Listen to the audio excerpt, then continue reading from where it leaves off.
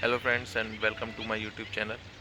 तो आज बात करते हैं इंडिया की जो चैम्पियंस ट्रॉफी की विक्ट्री थी उसके बारे में। इस विक्ट्री को हुए 10 दिन अप्रॉक्स हो चुके हैं और धीरे धीरे जो है इसके मीम्स आने बंद हो गए हैं और अब आईपीएल का जो खुमार है वो चढ़ने लगा है। तो इंडिया ने जो ये चैम्पियंस ट्रॉफी जीती है इसमें 5 मैच इंडिया ने लगातार जीते। तो एक तरह से ये वन साइडेड विक्ट्री थी, क्योंकि कोई भी ऐसी टीम लगी नहीं जो इंडिया को की मतलब लास्ट तक जो एक टक्कर दे सकती थी। एक न्यूजीलैंड ही थी जो फाइनल में थी और उसने काफ़ी हद तक उस मैच को लड़ाया भी, लेकिन उसके कुछ रन थे वो कम पड़ गए। 4 दिन बाद आईपीएल स्टार्ट होने वाला है। तो अब जो जितना भी फैंडम है इंडिया का वो धीरे धीरे अपनी अपनी जो फेवरेट आईपीएल टीम्स हैं उसमें बढ़ जाएगा। तो अगर अब देखा जाए जो इंडिया का ये जो चैम्पियंस ट्रॉफी का सफ़र था उस पर एक नज़र डालते हैं। तो इंडिया ने इस ट्रॉफी चैम्पियंस ट्रॉफी में पहला मैच जो खेला था वो था इंडिया और बांग्लादेश का। उसमें इंडिया ने चेस करते हुए मैच जो था वो जीता था 47 ओवर। उसके बाद जो दूसरा मैच था वो था पाकिस्तान के ख़िलाफ़। उसमें भी इंडिया ने चेस करते हुए 43rd ओवर में जो है वो जीत हासिल कर ली थी। उसके बाद जो इंडिया का अगला मैच जो सबसे टफ मैच कहा जा सकता है वो था न्यूजीलैंड के अगेंस्ट। और उस मैच में न्यूजीलैंड ने टॉस जीत के इंडिया को पहले बैटिंग दी थी, जो कि मेरे हिसाब से सही भी था, क्योंकि इंडिया ऑलरेडी चेस करती हुई 2 मैच जीत चुकी थी। तो कोई भी कैप्टन जो है वो अगर टॉस जीतता है तो इंडिया को चाहेगा कि वो पहले टारगेट सेट करके दिखाए। तो उस मैच में इंडिया ने वैसे बिलो पार रन बनाए थे। 249 250 का टारगेट था जो कि चेजेबल था। लेकिन इंडिया का जो स्पिन क्वार्टेट था उसमें थे रविंद्र जडेजा, अक्षर पटेल, कुलदीप यादव और वरुण चक्रवर्ती। तो इन चारों ने मिलके ऐसा एक जाल बुना कि वो जो टारगेट था 250 का वो 350 का लगने लगा। तो वो चेस करना ऑलमोस्ट जो था वो इम्पॉसिबल हो गया। तो जब ये ग्रुप स्टेज समाप्त हुआ था उसके बाद ऐसा लगा कि जितनी जो सेमीफाइनल और फाइनल था उसमें, क्योंकि रोहित शर्मा तो टॉस जीत नहीं रहे थे, तो उनने तो एक अलग ही रिकॉर्ड बना लिया है टॉस हारने का। तो जो कैप्टन टॉस जीत रहे थे वो चाह रहे थे कि हम लोग जो हैं अंडर लाइट्स, क्योंकि पिच जो दुबई की पिच थी वो over the period of time थोड़ा स्लो होती जा रही थी। तो कोई भी जो फॉरेन कंडीशंस नहीं थे मतलब, लेकिन विदेशी खिलाड़ियों के लिए तो वो फॉरेन कंडीशंस ही थे। इंडिया के लिए वो एक तरह से होम एडवांटेज तो नहीं कह सकते, लेकिन जो पिचेस थी वो सिमिलर पिचेस थी इंडिया की तरह। तो उसमें अगर देखा जाए तो उनने कहा कि ठीक है, over the period of time second inning में जो बॉल है वो थोड़ा रुक के आएगा, थोड़ा स्लो आएगा, तो इसलिए उन्होंने कहा कि हम लोग पहले टारगेट सेट करते हैं, उसके बाद फिर हम लोग इंडिया को चेस करने को कहेंगे। और एक ऐसा एक स्कोरबोर्ड प्रेशर वो लोग बना नहीं पाए जो कि उन लोगों को बनाना चाहिए था। ऑस्ट्रेलिया की टीम ने भी 260 के अप्रॉक्स स्कोर किया और जो अपना न्यूजीलैंड का था उसने भी ऐसे ही स्कोर किया। तो इंडिया ने जो स्कोर है वो इजीली चेज डाउन कर लिया था। लेकिन अगर देखा जाए तो उन दोनों ही टीमों के रन, ऑस्ट्रेलिया और न्यूजीलैंड के रन थे वो अप्रॉक्स 20 से 25 रन कम रह गए थे। तो उस हिसाब से इंडिया का जो बैटिंग एफर्ट था वो बहुत ही शानदार रहा था। अब बात करते हैं इंडिया के उन 11 खिलाड़ियों की जिन्होंने फाइनल में बहुत ही अच्छा परफॉर्मेंस दी। एक टीम एफर्ट था ये बेसिकली। इसमें ऐसा नहीं कह सकते कि किसी एक बंदे की वजह से हम लोग चैम्पियंस ट्रॉफी जीते, या फिर कोई एक बंदा ऐसा था जो हमें धो रहा था। अगर देखा जाए तो हाईएस्ट रन स्कोरर हमारे श्रेयस अय्यर रहे। वो एक तरह से नए मैन ऑफ द आईसीसी कह सकते हैं। ठीक है, जैसे कि जो हमारे शिखर धवन थे इससे पहले, वो हर आईसीसी टूर्नामेंट में अच्छा प्रदर्शन करते थे। उसी तरीके से श्रेयस अय्यर हैं, ये उनका दूसरा आईसीसी टूर्नामेंट था वनडे में। और क्रिकेट वर्ल्ड कप में भी जो आईसीसी क्रिकेट वर्ल्ड कप 2023 हुआ था उसमें उन्होंने 500 रन बनाए थे। और इस वाले उसमें भी वो हाईएस्ट रन स्कोरर में सेकंड नंबर पर रहे। तो अगर देखा जाए तो श्रेयस अय्यर का परफॉर्मेंस बहुत ही अच्छा रहा। और अगर बॉलिंग में देखा जाए तो अपने वरुण चक्रवर्ती, और जो टॉप 5 में अगर देखा जाए तो न्यूजीलैंड और इंडिया के बॉलर्स ही थे। वरुण चक्रवर्ती, कुलदीप यादव, मोहम्मद शमी, एडम मिल और मिचेल सेंटनर। तो इस तरीके से ये 5 लोग थे टॉप 5 में।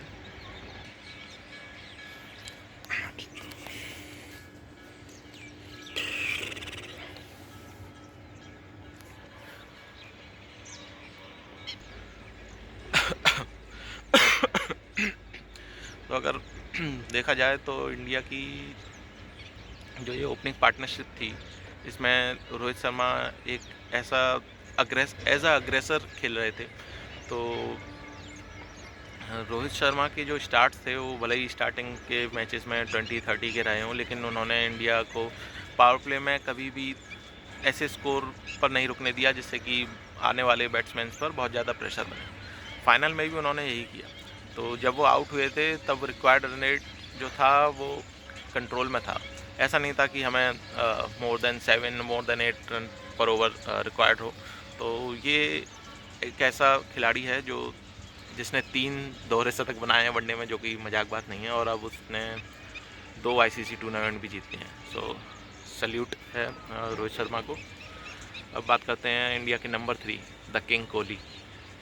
तो कोहली के बारे में क्या ही कहें यार, मैं तो बहुत छोटा, क्या मतलब, मैं तो कुछ भी नहीं हूँ उसके आगे। जो बहुत से ऐसे इंडिया के खिलाड़ी हैं जो इंडिया के लिए खेले हैं, वो भी उसके आगे कुछ नहीं है, क्योंकि जो कोहली ने किया है वो वाकई में बहुत ही कम लोग हैं वो कर पाते हैं। फाइनल में वो बहुत जल्दी आउट हो गए दूसरी बॉल पे ही 1 रन बना के। लेकिन अब एक खिलाड़ी हर मैच में रन तो नहीं बनाएगा ना।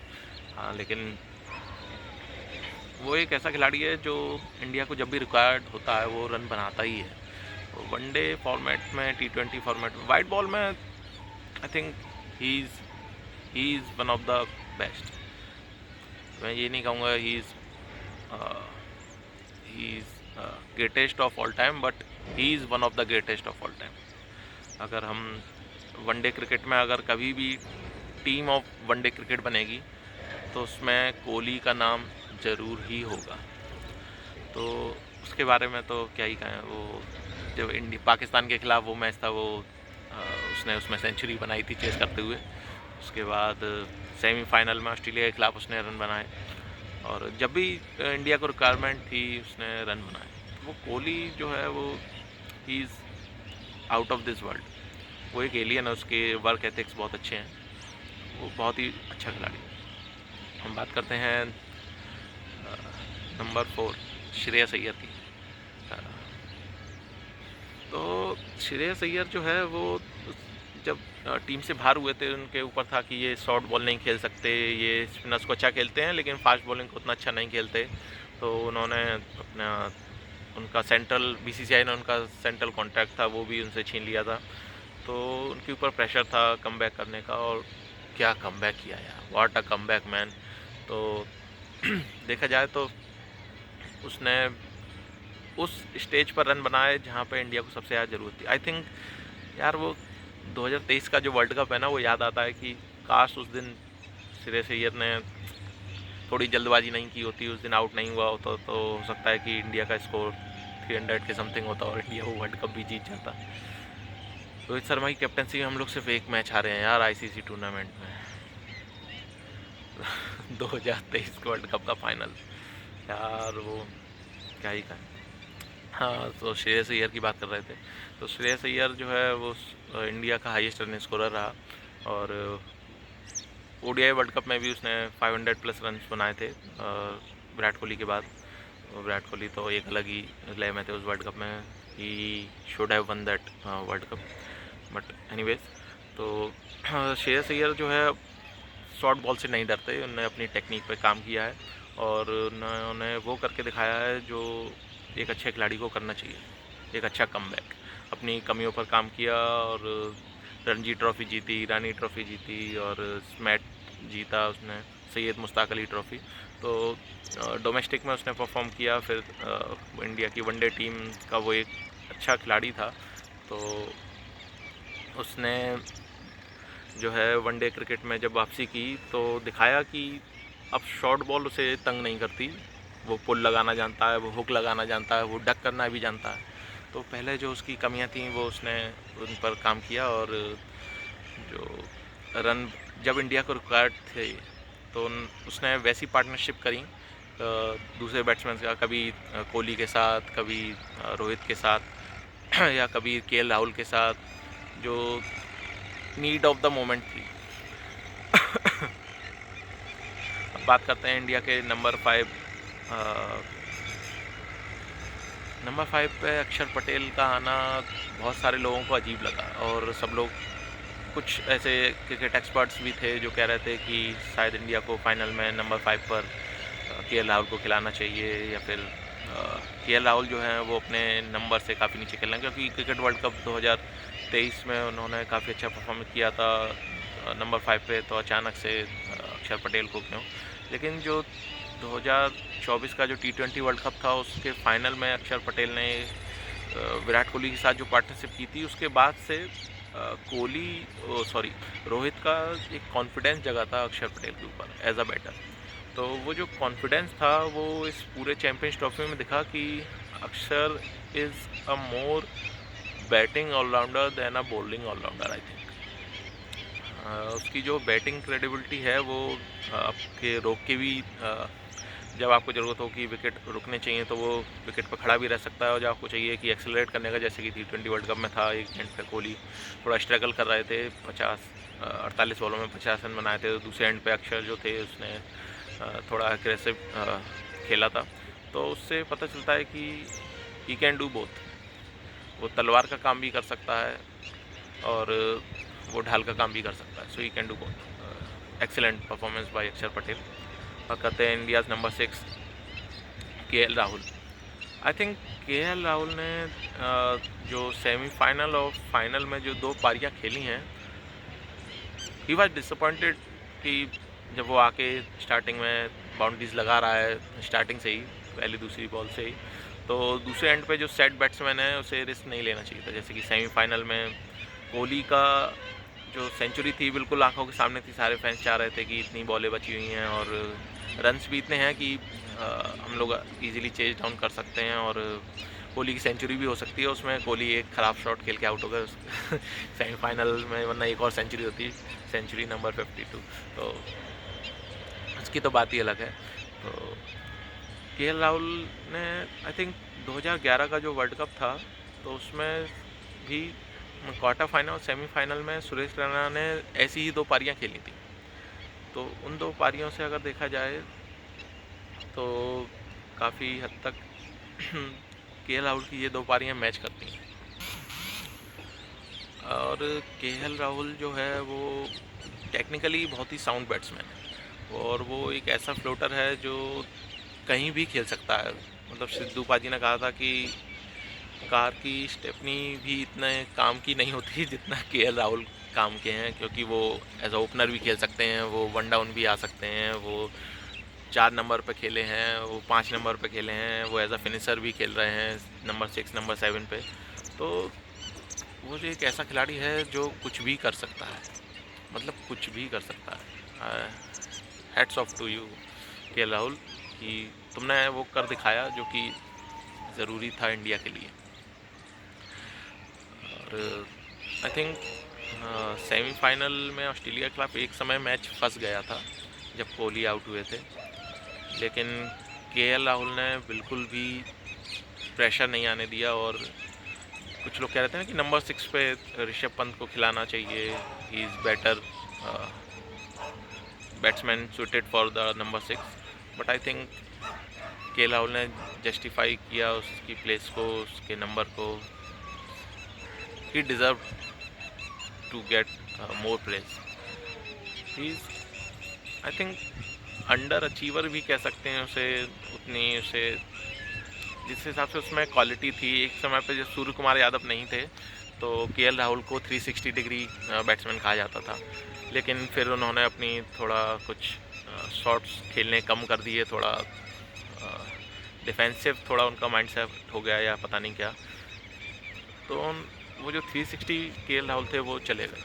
और उसके बाद जब अब बात आती है नए केएल राहुल की, so he is a class batsman यार, केएल राहुल क्लास बैट्समैन। बात करते हैं अपने नंबर 7 कुंग-फू पांड्या की। भाई यार क्या ही कहें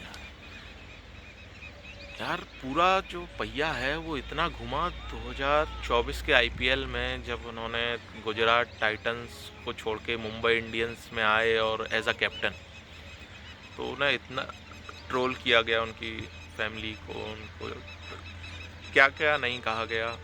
तब भी वो उस बंदे ने जो झेला और जिस हिसाब से अपने ऊपर कंट्रोल किया, यार हैट्स ऑफ टू हिम यार। तो कुंग फू पांड्या ने वो किया जो सिर्फ कुंग फू पांड्या ही कर सकते हैं। हार्दिक पांड्या यार, उसकी 6 हिटिंग एबिलिटीज़ यार, सेमीफाइनल में जब प्रेशर था उसने जो छक्के मारे भाई यार, स्ट्रेट छक्के। आई थिंक इस समय करंट में अगर देखा जाए तो उससे अच्छी 6 hitting ability, straight 6 hitting, there are very few batsman in the world, not in India but in the world. बहुत कम ऐसे लोग हैं जो उसकी तरह एफर्टलेस छक्के मार सकते हैं। मतलब वो बस खड़ा रहता है और धाएं धाएं करके मारता है। बात करते हैं उसकी बॉलिंग की, तो बॉलिंग में ही is a wicket taker. I think he is a partnership breaker. जब भी कभी एक ऐसा लगता है कि पार्टनरशिप बन रही है और रोहित शर्मा उसे बॉलिंग के लिए लेके आते हैं, तो वो more often than not he takes a wicket. उसकी फील्डिंग भी एक अलग ही लेवल की है, एक अलग ही एंथुसियाज्म है। वो जिस दौर से गुजरा है, I don't want anyone to go through that phase. जितना ट्रोलिंग हुआ, जितना उसके साथ, जितना उसे कहा गया, लेकिन he deserve all the praise in the world. T20 world cup में वो फाइनल ओवर जो उसने डाला था, ही डिज़र्व अ लॉट। बात करते हैं इंडिया के नंबर 8 अब बॉलर्स। तो बॉलिंग में जो है रविंद्र जडेजा, ही is a very economical bowler. और दुबई की जो पिचेस थी वो मेरे हिसाब से टेलर मेड थी Ravindra Jadeja kind of bowlers के लिए, जो विकेट टू विकेट करते हैं और थोड़ी सी भी अगर उन्हें मदद हो तो बहुत ख़तरनाक हो जाते हैं। तो उसका जो इकॉनमी रेट रहा रविंद्र जडेजा का, वो पूरे टूर्नामेंट में 4 के अप्रॉक्स रहा, 4.5। और जब तब उसने कभी 2 विकेट, कभी 1 विकेट उसने लिए ही हैं। तो मतलब वो ऐसा एक बॉलर है जो बहुत जल्दी ओवर कराता है। If you want your over rate to go up, और if you want to go through your overs quickly, right, as a captain, so he is a must.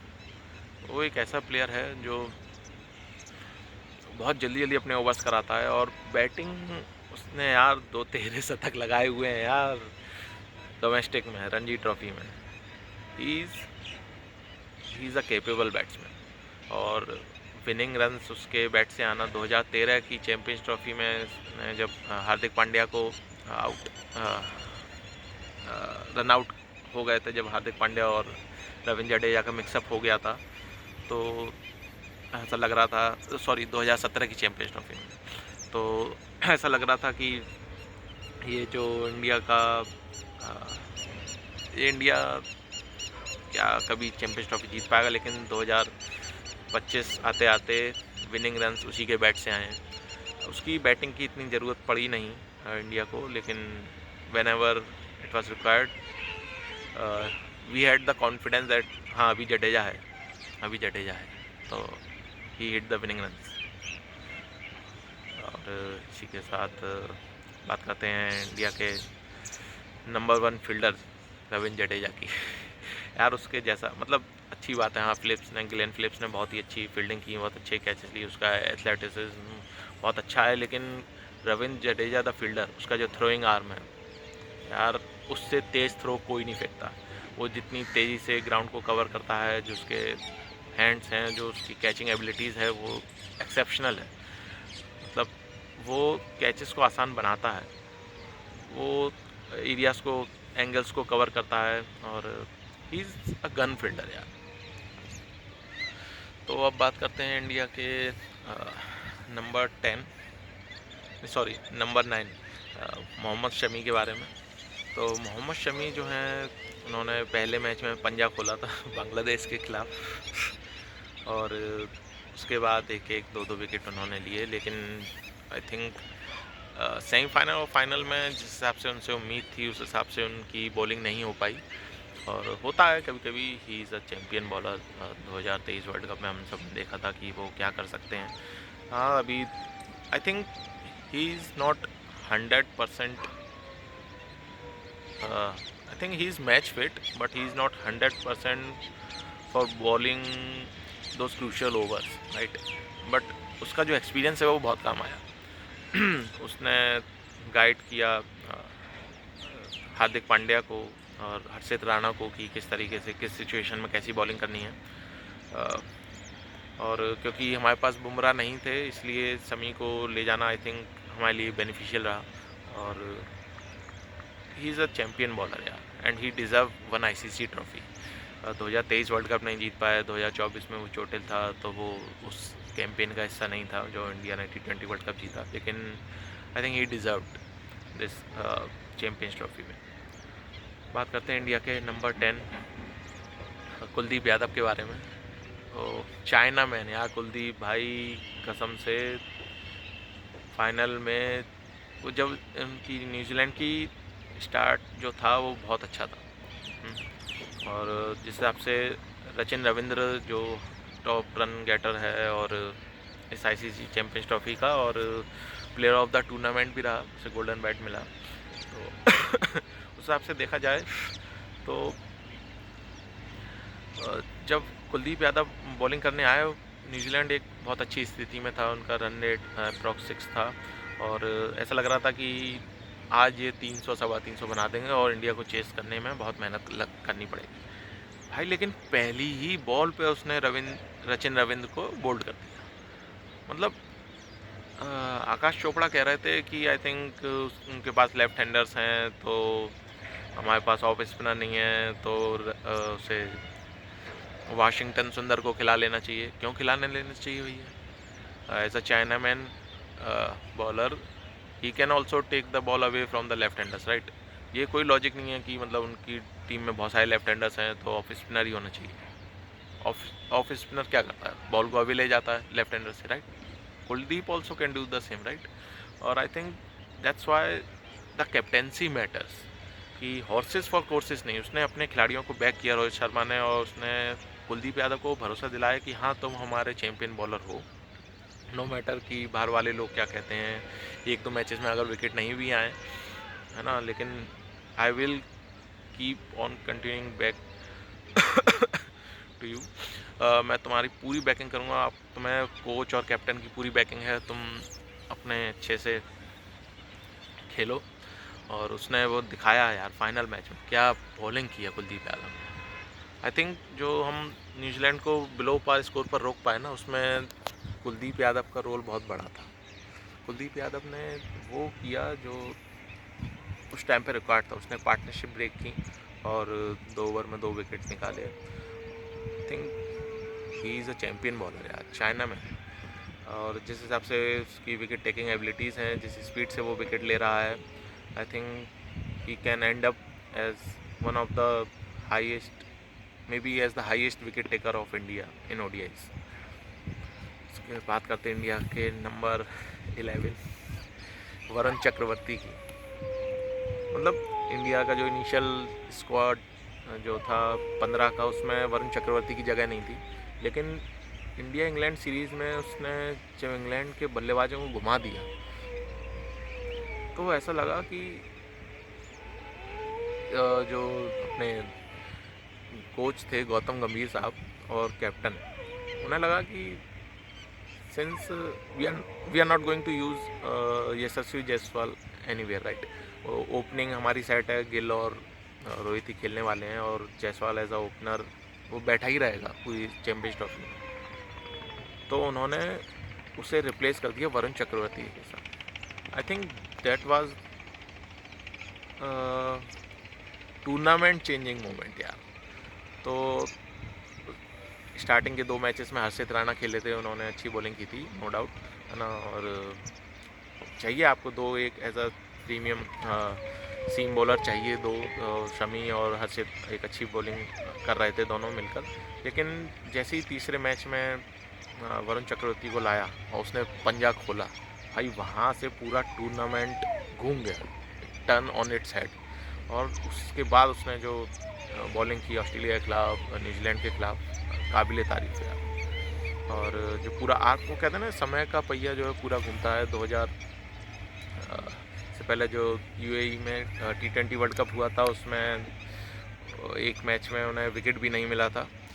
तो इस बार उन्होंने दिखाया कि उन्होंने अपने ऊपर काम किया, इम्प्रूव किया और आज वो एक इंटरनेशनल लेवल के एक अच्छे बॉलर हैं। वो एक मिस्ट्री बॉलर हैं और उन्होंने दिखाया कि वो हाँ अपने दम पर मैच जिता सकते हैं। तो अब 4 दिन बाद जो है इंडिया की जगह अब CSK, RCB, MI सब इसी में बढ़ जाएंगे सारे फैंस। लेकिन हमें ये भूलना नहीं है कि as a Indian we respect, we love this team India. Rohit Sharma as a captain, भाई कितनी भी तारीफ कर लो कमी है। और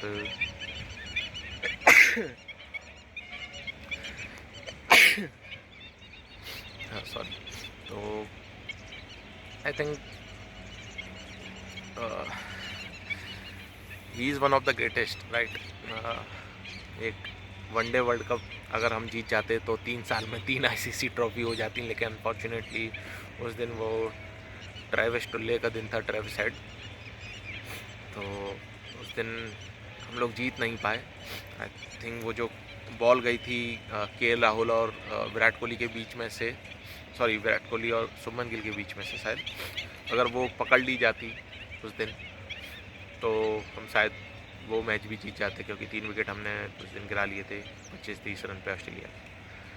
एनीवेज, व्हाट हैपन, राइट। जो हो गया वो हो गया, उसमें हम लोग कुछ नहीं कर सकते हैं, आगे की ओर देख सकते हैं। और रोहित शर्मा और विराट कोहली ने रिटायरमेंट नहीं लिया है, सो वी आर होपिंग कि अगला वनडे वर्ल्ड कप हम लोग खेलेंगे, मतलब ये लोग खेलेंगे और हम लोग शायद वो वनडे वर्ल्ड कप जीत जाएँ। So all the best to team India. और अब IPL के मैचेस पर भी बात करेंगे अपने लोग, किस हिसाब से अपनी टीम है उस पर भी बात करेंगे। तो टिल देन प्लीज़, अगर आप लोग यहाँ तक रहें, आपने अगर यहाँ तक वीडियो देखी, so very very thank you. और please like the video if you like any part of this video, please subscribe to it and make sure कि आप अपनी जो राय है, जो कुछ भी आपको लगा, वो कमेंट बॉक्स में हमें बताएं। और मैं ये पूरी कोशिश करूँगा कि इस पूरे IPL के दौरान बीच बीच में आप लोगों से मिलता रहूँ। Thank you everyone, bye.